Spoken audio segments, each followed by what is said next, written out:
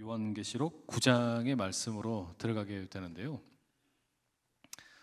지난 시간부터 저희가 이제 그 일곱 나팔 환상으로 들어오게 되었거든요.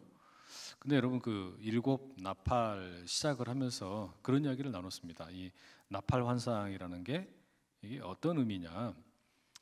요한계시록을 읽어갈 때는 여러 가지 다양한 관점에서 읽을 수 있지만 이 구약의 배경을 꼭 기억을 할 필요가 있습니다.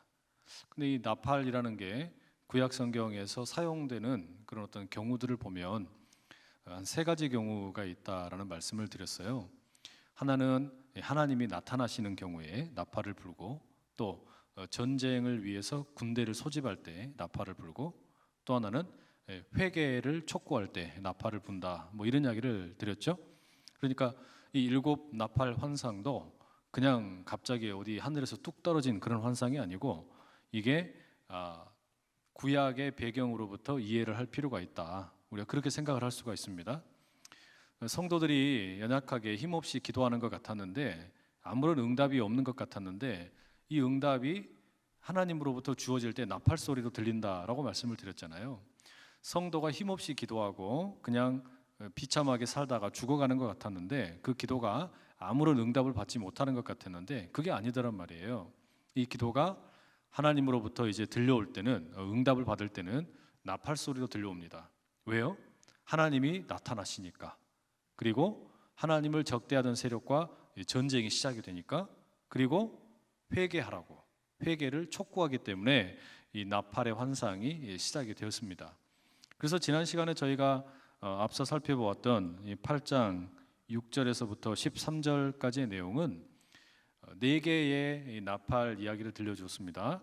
땅을 향해서, 또 바다를 향해서, 강을 향해서, 그리고 이 천체를 향한 하나님의 나팔 소리가 각각 들려지게 되었습니다.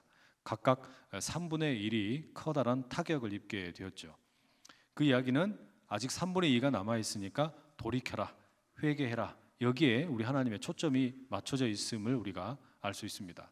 그런데 이제 5번째, 6번째, 7번째, 이거는 그냥 주어지지가 않고 1번부터 4번까지의 나팔이 끝난 다음에 독수리가 나타나서 뭐라 그래요?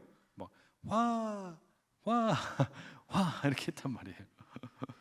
저 이제 좀 덜 웃기려고요. 하도 웃기고 막 이러니까 이쪽에 있는 분들이 자꾸 너무 웃으셔서 설교를 못 하겠어요. 그래서 저는 괜찮은데 듣는 분들이 너무 막 그냥 힘겨워 하시는 것 같아서 너무 이제 안 웃기려고. 저기 요주의 인물이 몇 분 있어요, 이쪽에가. 그런데 여하튼 그렇게 이제 화가 3번 있다. 5번, 6번, 7번. 이게 주로 누구를 향한, 누구에게 화가 된다는 이야기입니까? 회개를 해야 될 사람들이 누구겠어요? 예수 믿는 사람일까요? 예수 안 믿는 사람일까요? 당연히 예수 안 믿는 사람들이죠.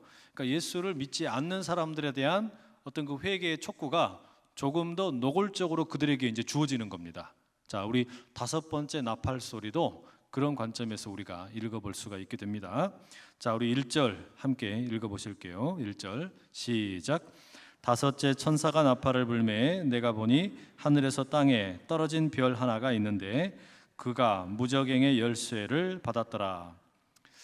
보통 그 하늘에서 땅으로 이렇게 별이 떨어지면 이걸 뭐 흔히 뭐 타락 천사다, 뭐 광명의 천사가 떨어져서 타락 천사가 되었다, 이렇게 해석하는 경우도 있어요. 그런데 여기 5번째 나팔이 불었을 때 나타난 이 별은 꼭 무슨 타락 천사라고 할 필요는 없고 하늘에서 땅으로 어떤 메신저가 내려온 겁니다. 하나님의 뜻을 전하는 사람이 찾아왔어요. 근데 이 사람에게는 이 별, 이 천사에게는 어떤 특징이 있냐면 열쇠가 있어요. 무슨 열쇠냐면 무저갱의 열쇠가 있는 겁니다. 무저갱이 뭐냐? 영어로는 이제 어비스라고 이렇게 번역이 되어 있는데 깊은 심연, 그리고 이제 이게 고대 사람들에게는 어떤 상상의 존재인데, 어떤 공간인데 사탄이 억류되어 있는 곳, 감옥 같은 곳이죠. 그리고 죄를 지은 사람들이 갇혀 있는 곳, 이런 곳이에요. 그런데 바로 그 무저갱의 열쇠가 하늘에서 땅으로 떨어진 별, 이 어떤 천사에게 지금 있는 겁니다. 이걸 좀 쉽게 이야기하자면 이런 겁니다. 우리가 길을 가다 보면은 보도블럭에 맨홀 뚜껑 있잖아요. 맨홀 뚜껑 밑에는 뭐가 흐릅니까? 뭐 하수도 같은 게 이렇게 흐르고 있죠. 마치 그것처럼 닫혀 있는데 이런 것을 열 수 있는 열쇠를 가지고 있는 하늘에서 땅에 떨어진 천사, 그가 내려왔어요. 다섯 번째, 나팔이 불러지니까. 그러니까 나팔 소리와 함께 하나님의 나타나심, 그러니까 또 어떤 그 전쟁의 선포, 그리고 회개의 촉구, 그것이 이제 이 하늘에서 땅에 떨어지는 어떤 별과 함께, 천사와 함께 시작이 됩니다.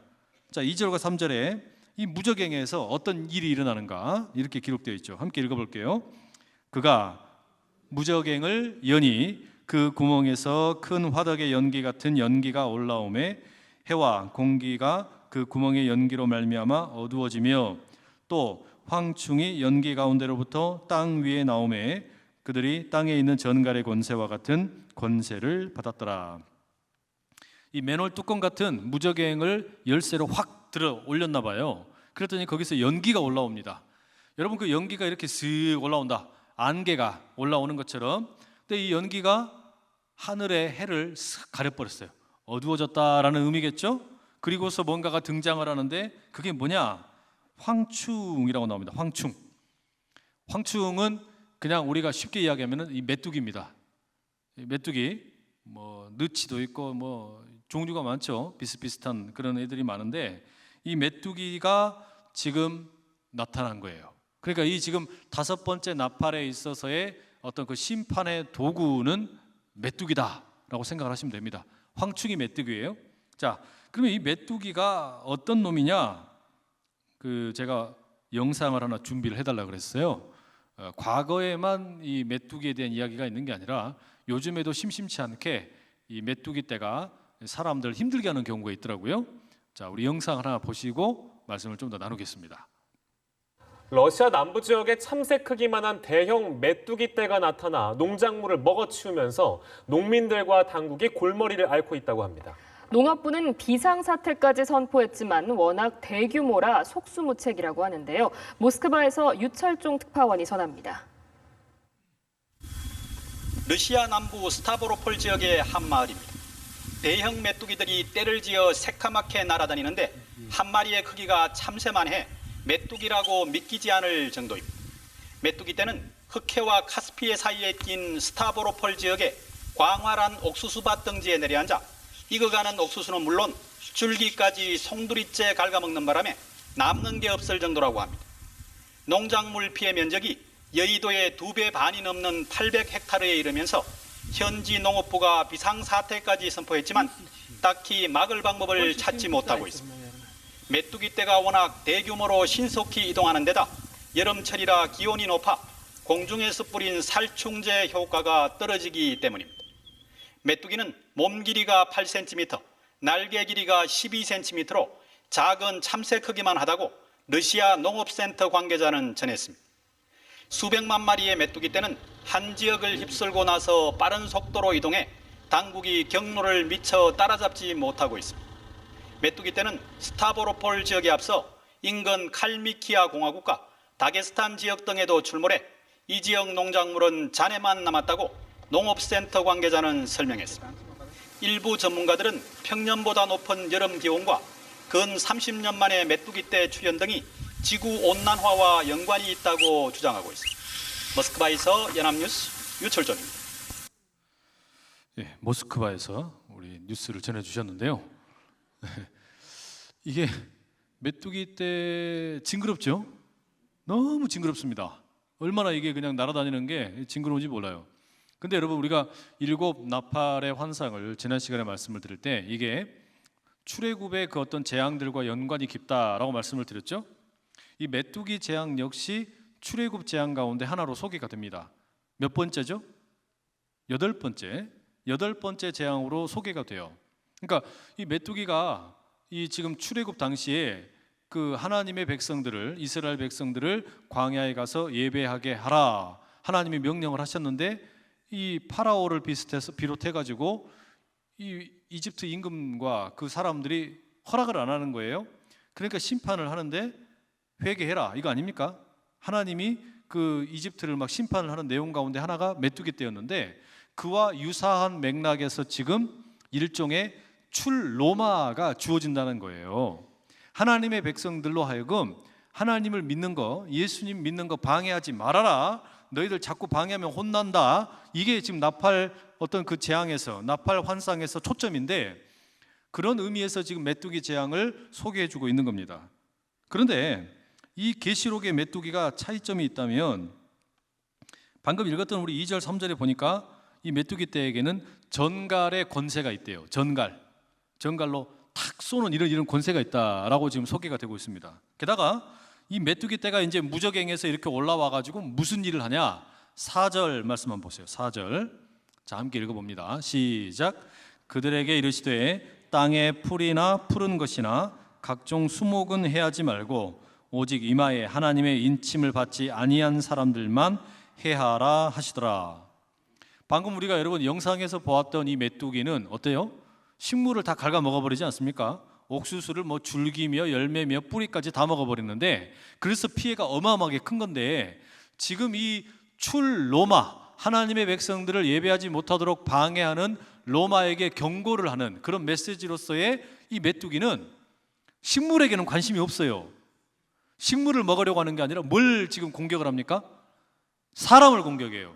사람도 가려가면서 하는 겁니다. 이게 아무나 공격을 하는 게 아니고, 이 메뚜기가 어마어마한 어떤 능력이 있어요. 이게 무슨 뭐 드론이 지시를 하는지 어쩌는지 띠리띠리 공격해라 이러면 뭐 공격을 하고, 이게 공격을 할 대상이 아니야. 그럼 공격을 안 하고 이러는 거예요. 그게 뭐예요? 하나님의 인침을 받았냐 받았지 않느냐. 이게 여러분 그 출애굽 재앙에서도 애굽 사람들에게는 재앙이 되는데 이스라엘 사람들은 멀쩡했단 말이에요. 그거 똑같아요. 그것처럼 이 메뚜기 떼가 지금 하나님의 인침을 받지 않은 사람들, 하나님의 인침을 받지 않았다라는 말은 예수를 믿지 않고 예수 믿는 사람들을 핍박하는 로마의 그런 어떤 사람들을 말하는 이야기입니다. 그죠? 그들에 대해서만 공격이 있는 거예요. 자, 이게 지금 그런 어떤 공격의 모습인데, 그러면 이들을 어떻게 공격하냐? 5절 봐보세요. 5절. 자, 5절 함께 읽습니다. 시작. 그러나 그들을 죽이지는 못하게 하시고 5달 동안 괴롭게만 하게 하시는데, 그 괴롭게 함은 전갈이 사람을 쏠 때의 괴롭게 함과 같더라. 여러분 그 출애굽에서 10가지 재앙도 피에서부터 시작을 해가지고 쭉 이어지는 9번째 재앙까지 보면 이게 사람을 죽이는 재앙이 아니에요. 마지막 재앙 10번째 이 장자를 죽일 때 이제 죽는 거 아닙니까? 그 전까지는 이제 괴롭히는 재앙으로 이렇게 많이 나타난단 말이에요. 마찬가지로 이 메뚜기가 사람을 공격을 해요. 전갈의 권세를 가지고 전갈처럼 쏜다는 이야기입니다. 그런데 죽이지는 않아요. 죽이지는 않고 고통만 줍니다. 그러니까 이 메뚜기 재앙은 지금 사람들로 하여금 회개하게 만드는 거죠. 하나님이 나타나셨다. 하나님을 대적하는 너희들 지금 하나님의 이 전쟁 앞에서 너희는 진다. 경고를 하는 거예요. 그리고 뭐 하라는 거예요? 회개하라. 회개하라. 회개 안 하면 계속 고통당한다. 그런데 여러분 여기서 재밌는 게 뭐냐면, 방금 우리가 읽었던 이 5절에 보면 기간이 명시되어 있습니다. 얼마라고 되어 있어요? 기간이 5달, 5개월이라고 되어 있죠. 5달 동안 괴롭게 할 수 있다. 이 메뚜기가 날아다니면서 예수 믿지 않는 사람들, 하나님의 인침을 받지 않는 사람들을 공격을 하는데 이 기간이 5달이에요. 여러분 왜 5달일까요? 이것도 역시 우리가 구약의 배경에서 한번 찾아볼 필요가 있어요. 구약 성경 가운데 있어서 이것과 유사하게 찾아볼 만한 5달의 기간을 어디에서 찾을 수 있냐면 이 노아 홍수 심판에서 찾아볼 수가 있습니다. 창세기 7장 21절에서 24절 말씀해 보면 이런 기록이 있습니다. 제가 읽어드릴게요. 땅 위에 움직이는 생물이 다 죽었으니 곧 새와 가축과 들짐승과 땅에 기는 모든 것과 모든 사람이라. 육지에 있어 그 코에 생명의 기운에 숨이 있는 것은 다 죽었더라. 지면의 모든 생물을 쓸어버리시니 곧 사람과 가축과 기는 것과 공중의 새까지라. 이들은 땅에서 쓸어버림을 당하였으되 오직 노아와 그와 함께 방주에 있던 자들만 남았더라. 물이 150일을 땅에 넘쳤더라. 며칠이요? 150일. 150일이면 몇 달이에요? 네? 네, 5달. 눈치 있는 분들은 150일은 5달인 걸 알아요. 그래서 150일, 5달 동안 이 물이 땅을 뒤덮음으로 인해서 심판이 임하게 되었는데, 마치 그것처럼 이 메뚜기가 5달 동안 하나님의 인침을 받지 않은 사람들을 공격을 해요. 전갈의 도구로 막 쏜단 말이에요. 자, 다만 차이점이 있다면 무슨 차이점이 있습니까? 노아의 홍수 당시에는 그 150일의 심판으로 인해서 호흡이 있는 자가 다 죽었어요. 오직 노아의 가족들만 방주에 있었기 때문에 살아남았다 그랬단 말이에요. 그런데 이 메뚜기 심판에서는 극심한 고통만 있지 죽이지는 않아요. 사람들을 물지만. 그래서 6절에 뭐라고 그러냐? 6절에 이렇게 나옵니다. 함께 읽어볼게요. 시작. 그날에는 사람들이 죽기를 구하여도 죽지 못하고 죽고 싶으나 죽음이 그들을 피하리로다. 죽고 싶어도 죽지 못하는 고통이에요. 죽고 싶은데 죽지 못한다. 여러분, 죽는 것도 힘이 있어야 죽을 수 있습니다. 그러지 않나요? 죽는 것도 힘이 있어야 죽을 수 있어요. 내가 깨꼬닥 하고 싶어도 이게 힘이 있어야 그게 죽는 것이지, 내 스스로 죽으려고 해도 그게 되는 것이지, 힘이 하나도 없어 봐요. 어떻게 죽어? 그렇지 않습니까? 그냥 완전히 그냥 내 몸에 힘이 하나도 다 없어. 그래가지고 그냥 침대 위에만 그냥 가만히 누워 있어요. 어떻게 죽냐고요? 죽을 수가 없잖아요. 죽으려면 힘이 있어야 돼요. 말이 해놓고 보니까 좀 이상하긴 한데, 하여튼 죽으려고 해도 힘이 있어야 되는데, 이 메뚜기는 얼마나 고약스럽냐면은 사람들을 5달 동안 막 괴롭히는데 전갈로 쏘면 아플까요? 안 아플까요? 당연히 아프죠. 그냥 벌로만 쏘여도 아파 죽겠는데, 근데 전갈로 5달 동안 잊을만 하면 와가지고 톡 쏘고, 아야 또 잊을만 하면 하고 톡 쏘고 이러면서 그냥 죽을 것 같은 고통인데 죽지도 못하게 만들어요. 막 마비되게 만드는 것 같아요. 사람들 마비를 시키는데 마비되었다가 풀리면 또 와가지고 톡 쏴가지고 마비시키고, 마비되었다가 또 톡 쏴버리고, 이런 식으로 죽지도 못하게 만드는 겁니다.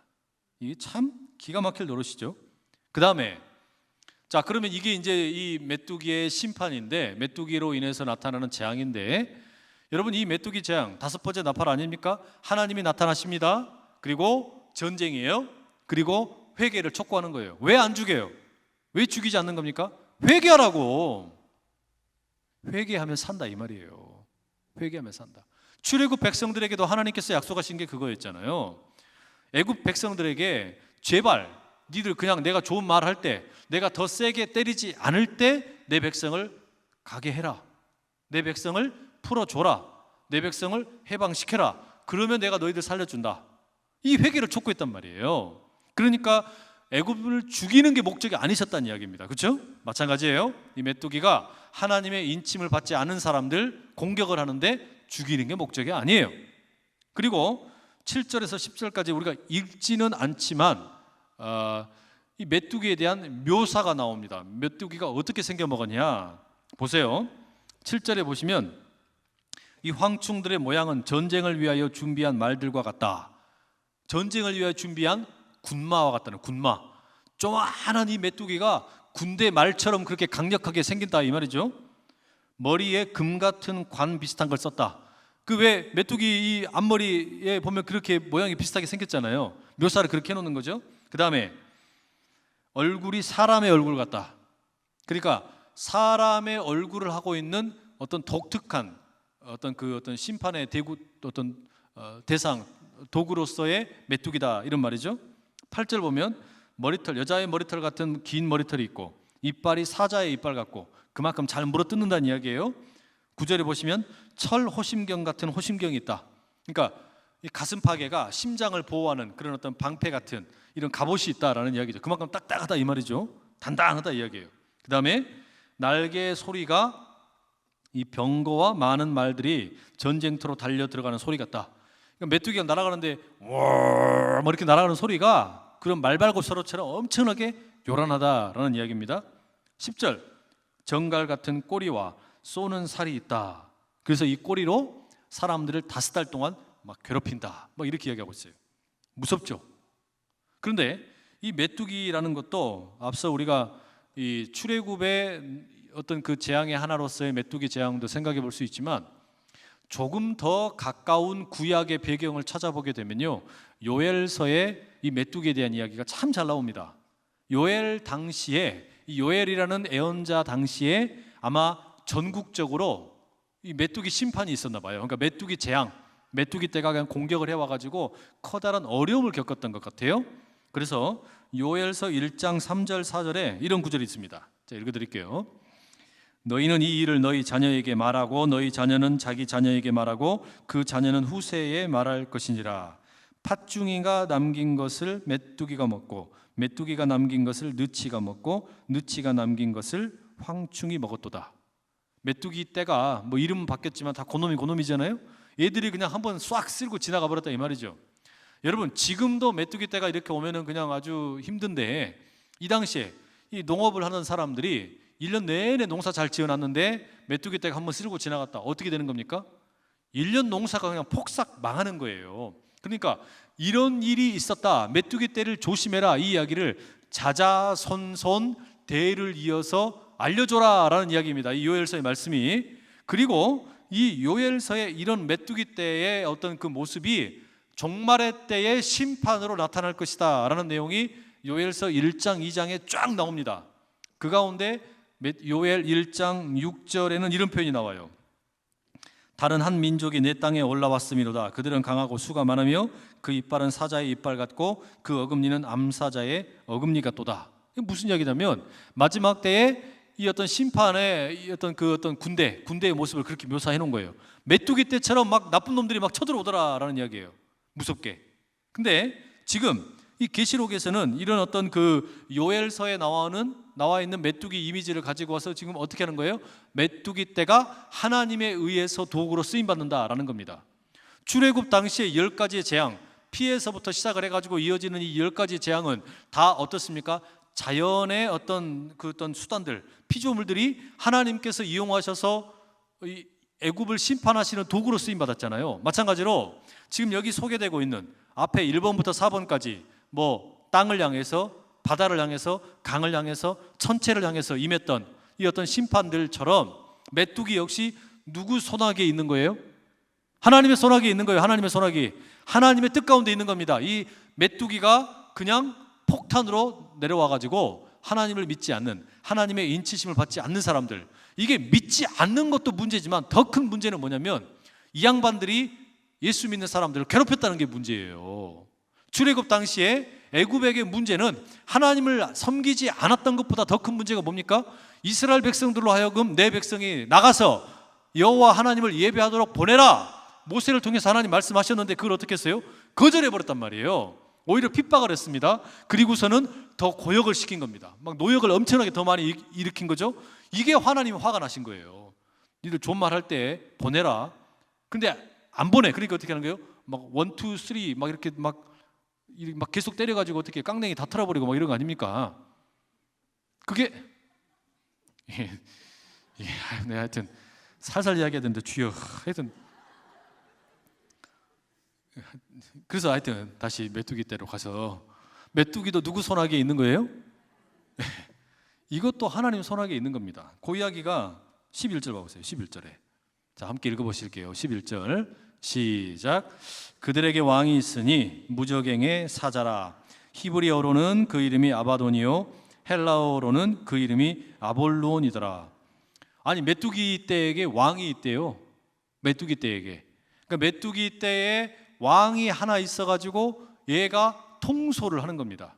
메뚜기 떼 전체가 그냥 붕 떠올라가지고 전체 공격하면 어떻게 하는 거예요? 이제 하나님의 인치심을 받지 않는 사람들만 골라가면서 공격을 하는 거예요. 볼만할 것 같아요, 이거 보면. 그런 메뚜기 떼가 여러분 지금 나타나면 어떻게 되겠어요? 예수 다 믿겠지. 그럼 예수 다 믿을 거 아니에요. 안 그렇습니까? 근데 하나님이 요거를 많이 미루고 계시는 것 같습니다. 이런 일들을 많이 참고 계시는 것 같아요. 끝까지 참고 계시는 거죠. 그런데 지금 무슨 자율주행 자동차 나온다 어쩐다 막 이러고 또 무슨 드론이 나타나가지고 또 4차 산업혁명 이러면서 별별 일들이 많이 있는데 하나님의 손아귀에 놓여 있는 이 메뚜기 떼보다 못해요. 메뚜기 떼가 얼마나 정확한지. 아니, 사람들이 이렇게 섞여져 있는데 저 중에 예수 믿는지 안 믿는지 어떻게 알아요? 근데 얘들은 안다니까요. 센스가 있어요. 얘들이 엄청나게 센스가 있는 거예요.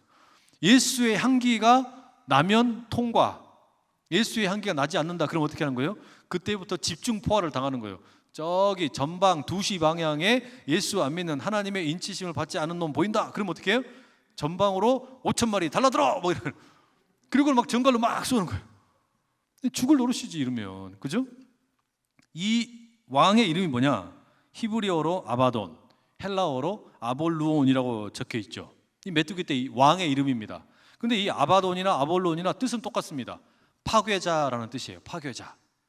이 파괴자 역시 뭐 나쁘게 볼 필요 없이 그냥 하나님의 통치 아래 있는 존재로 생각을 하시면 돼요. 근데 여러분, 이걸 아까 메뚜기 떼가 마치 군대와 같이 지금 움직이는 모습을 보여주잖아요. 이게 말하자면 로마의 군대가 그렇게 막 척척척척 이렇게 움직였거든요. 로마 군대가 이 잘하는 게 뭐였냐면은 다른 애들은 군기가 없었어요. 그냥 이게 아주 그냥 자유분방하게 싸웠습니다. 막 이렇게 하면서 막 칼 들고 싸우고 이랬는데 로마 군대가 뭘 잘했습니까? 방패 길다란 거 딱 세우고 뭐 그래가지고 뭐 방패 딱 세우고 그다음에 창 앞으로 놔뒀다가 이 야만족들 같은 애들이 막 기마병들이 막 달려오면 어떻게 해요? 창으로 쿡 찌르고 그다음에 방패가 쫙 열리면 군인 기마병들이 딱 쳐들어가고 막 이러면서 이 싸움이 이 어떤 군대의 어떤 장수의 어떤 명령에 따라서 철저하게 이루어졌거든요. 그러니까 이 로마의 군대가 전 세계를 지배한 거 아닙니까? 그 힘이. 그런데 그런 로마의 군대에 의해서 억압당하고 핍박을 당하던 하나님의 사람들에게, 하나님의 인침을 받은 백성들에게 메뚜기 떼가 지금 뭐처럼 보이는 거예요? 그 로마의 군대보다 더 강력해 보이는 거예요. 그 로마의 군대가 장수의 명령, 장수의 말 한마디에 따라서 군대 전진하면 전진하고 멈춰 그러면 멈추고 창 들어 그러면 창 들고 활 쏴 그러면 쏘고 이렇게 너무나 막 그냥 주도 면밀하게 움직였는데 하나님께서 보내는 메뚜기 떼가 그것보다 더 정확한 거예요. 아볼루온, 아바돈, 이 파괴자라는 이름을 갖고 있는 이 장수 앞에서 이게 말하자면 로마의 군대의 대항 세력으로 지금 등장을 하는 겁니다. 기가 막히죠. 얼마나 멋져요, 여러분. 그러니까 히브리서에 뭐라고 그럽니까? 히브리서에 보면은 구름같이 허다한 증인이 우리 뒤에 있대요. 우리 뒤에. 예수 믿는 사람들 뒤에. 히브리서 11장에 믿음장에 보면은 믿음의 사람들의 이름이 그냥 쫙 나열이 되고 난 다음에 그 다음에 뭐가 나와요? 12장에 보면은 구름같이 허다한 증인들이 우리 뒤에 있다라는 거예요. 앞에 우리는 여러분 앞에 보니까 내가 상대하기에 너무 커 보이는 커다란 골리앗 같은 장수가 있는 것 같아서 겁이 나고 또 내가 도저히 넘을 수 없는 그런 어떤 장애물이 있는 것 같아서 겁이 나는데 마치 로마의 군대처럼 그런 이들이 서 있는데 지금 우리가 뭐가 있냐면은 뒤에 메뚜기 떼 같은 거룩한 하나님의 군대가 서 있는 거예요. 여러분, 이 하나님의 도우심이 여러분에게 위로되실 수 있기를 축복합니다. 뒤에 우리는 앞에 놓여 있는 적들만 보고 있는데 구름같이 허다한 증인들이 우리 뒤에서 우리를 응원을 하는 겁니다. 하나님의 군대가 우리를 응원하고 있는 거예요. 이 하나님의 군대의 보호하심을 받는 그 은혜가 우리 가운데 있기를 축복합니다. 자, 그리고 12절 마지막 함께 읽겠습니다. 시작. 첫째 화는 지나갔으니 보라 아직도 이후에 화 둘이 이르리로다. 자, 여러분 여기서 짐작이 가능한 게 뭐예요? 이 화라는 것이 누구를 대상으로 하는 겁니까? 하나님의 인침을 받은 자예요? 받지 않은 자예요? 받지 않은 자. 하나님의 인침을 받지 않은 자, 예수를 믿지 않은 자, 예수를 믿지 않고 예수 믿는 사람들을 괴롭히던 사람들, 이들을 향해서 하나님께서 명령하시는 겁니다. 경고하시는 겁니다. 내 백성 건드리지 마라. 내 백성 건드리면 내가 너희들 가만 안 놔둔다. 이제 첫째 화 지났다. 2개 더 남았다. 알아서 해라. 경고하시는 거예요. 여러분, 걱정하지 마세요. 인생 앞에 골리앗처럼 커다란 적군이 있는 것 같아도 걱정하지 마시라고요. 메뚜기 떼처럼 강력한 하나님의 군대가 우리를 보호하고 있단 말입니다. 하나님께서 우리의 대장 예수 그리스도를 우리에게 주셔서 능히 이기게 하신단 말이에요. 이 은혜가 우리 성도 여러분 모두 가운데 가득하시기를 간절히 축복합니다. 기도하겠습니다. 사랑하는 아버지 하나님, 오늘도 허락하신 귀한 수요일 예배의 자리로 우리를 불러주시고 주의 은혜 가운데, 말씀 가운데, 찬양 가운데, 기도 가운데 우리가 나아가게 하시니 감사를 드립니다. 때때로 우리는 눈앞에 보이는 골리앗처럼 커다란 장수 앞에 벌벌 떨며 어떻게 해야 할지 아버지님이 망설여질 때가 많이 있습니다. 그러나 주여, 우리를 위하여 대장 예수 그리스도께서 메뚜기 때 아버지님이여 너무나 강력한 군대로 우리를 지키시고 보호하시고 도우시는 것을 기억하게 하여 주시옵소서. 그 능력 붙잡고 나가는 우리 모두 되기를 간절히 소원하고 예수 그리스도의 이름으로 기도드립니다. 아멘.